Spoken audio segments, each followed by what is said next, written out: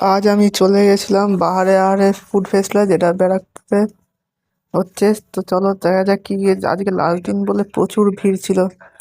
তো চলো কি কি খাওয়া যায় সেটা দেখছি, আর এখানে আমার কেমন এক্সপিরিয়েন্স হবে সেটা সব দেখাবো। পুরো দেখার জন্য আমার ভিডিও তো দেখতে পাচ্ছ, চলো লেটস গো। দেখতেই পাচ্ছ আজকে এত ভিড় ছিল বলে আমি ঠিকঠাকভাবে ক্যামেরাও করতে পারিনি নিজের। দেখতে যাচ্ছে কি ভিড়। তো ওখান থেকে প্রথমে নিয়েছিলাম এই চকলেট ফাউন্টেন থেকে একটা যে হট চকলেট, আর তার সাথে ছিল মার্শমেলো। দেখতেই পাচ্ছ ভেতরে মার্শমেলো। এটা আমি এখন খাবো, তো খেয়ে থাকি। তারপর নিয়ে নিলাম ফিশ ফ্রাই। দেখতে পাচ্ছ ফিশ ফ্রাইটা আমার একটু যে অর্ডিনারি লাগলো।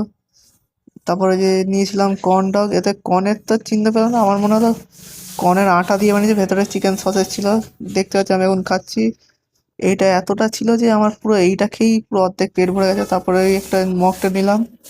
মকটেল তো দরকার ছিলই হজম করার জন্য।